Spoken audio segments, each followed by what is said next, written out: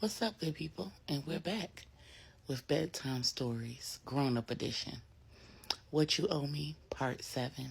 When we left off in Part 6, our girl Angela was having a conversation with her best friend Regina, where she found out that she might want to have that conversation with LJ sooner rather than later. So Angela sets things in motion in her office. She gets with the office manager, Bernie, lets her know that she needs to run a quick errand, and leaves things in her capable hands. She jumps in her Lexus and heads over to LJ's office. On her way, she starts trying to rack her brain, trying to figure out what could LJ possibly have overheard Marcus saying at lunch, and with whom, that would be so pressing that she would need to hear. Her conversation with Marcus, he told her that he had a lunch meeting with the CEO, and that in that conversation, the CEO told him that he had to go to some island off the coast of Aruba to handle an issue at the plant. So she couldn't imagine what LJ could have possibly overheard. Finally, she stops trying to rack her brains and she just starts praying. And she concludes by saying, Lord, I'm leaving it in your hands. Whatever it is, I'm sure you'll reveal it and you'll give me what I need to get through it and deal with it. She pulls up outside LJ's office. She walks in the front door. The secretary, April, is there to greet her. She tells April, hey, April, how are you today?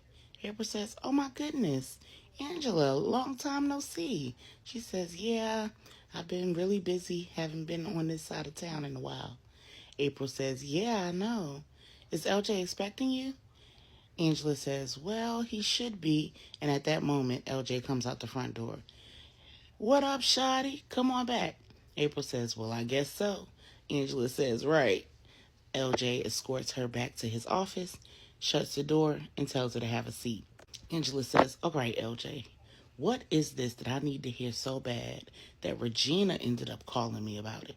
He says, listen, man, I really didn't want to involve her, but I had to make sure I wasn't overreacting or tripping because I don't know. I don't want you to think that I got beef with Marcus or that I'm still holding on to some kind of weird vendetta or something against him, because it ain't even nothing like that.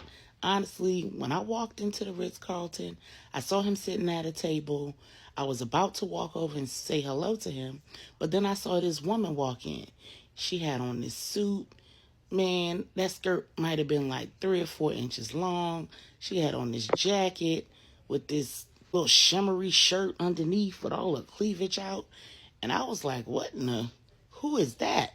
And I was so busy looking at them that I ended up tripping and almost falling over the person I was there to meet. When I regained my composure, I was close enough to hear them talking, and something about the way they were talking just ain't sit right with me. I knew it wasn't business as usual. So I took out this pen recorder and put it in my pocket and hit record.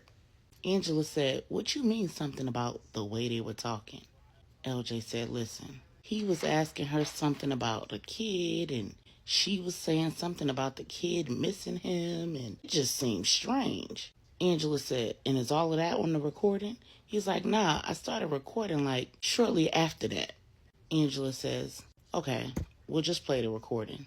So LJ plays the recording. Angela is in shock. She hears the entire conversation, and unfortunately, she recognizes the woman's voice. So she says to him, was she like racially ambiguous, long curly hair, green eyes?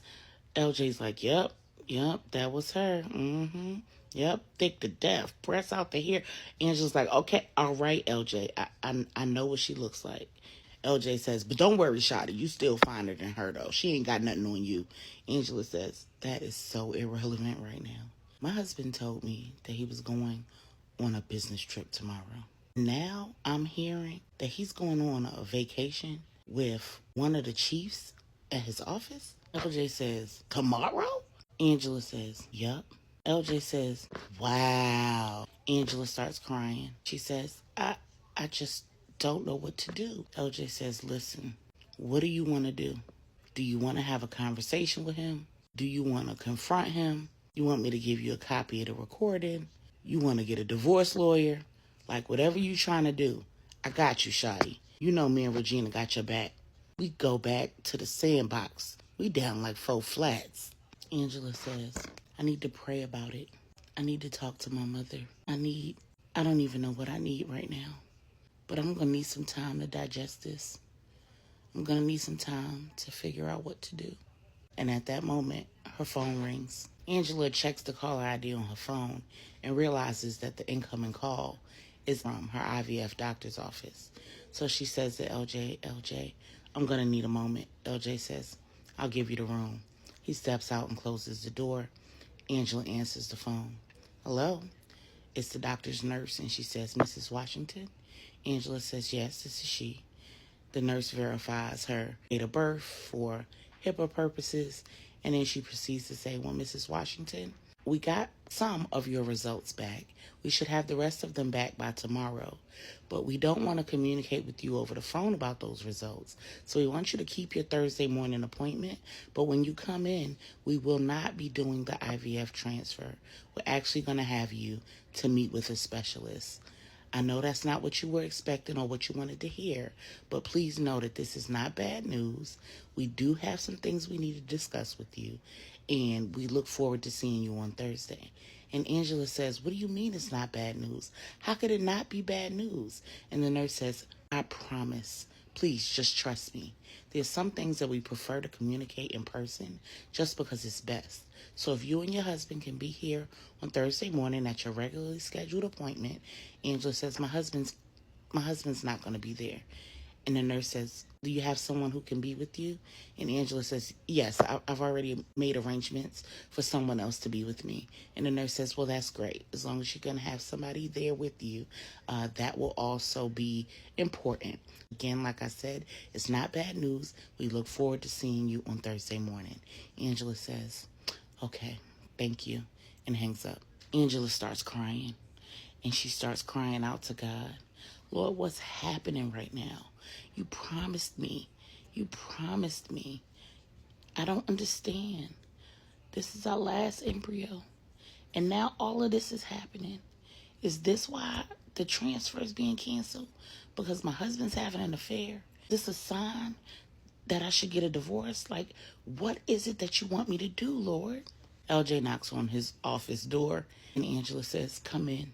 She grabs a tissue from his desk and starts wiping her face, and he says, oh, shawty, don't cry, baby girl. You a strong woman. You built for whatever. One thing I know about you is you're a good woman. You're a God-fearing woman. And nothing that ever happens in this life happens by mistake or happenstance. You got to know that. What happened? Angela says, I'm not going to be able to get the transfer on Thursday. Everything's just falling down around me. I don't know what's going on. I don't know what I did to deserve this. LJ says, cut it out now, shawty. You didn't do anything to deserve this. That nigga you married. Angela's like, LJ, don't start. LJ's like, listen, I know what we're going to do. I got a plan. Just hear me out.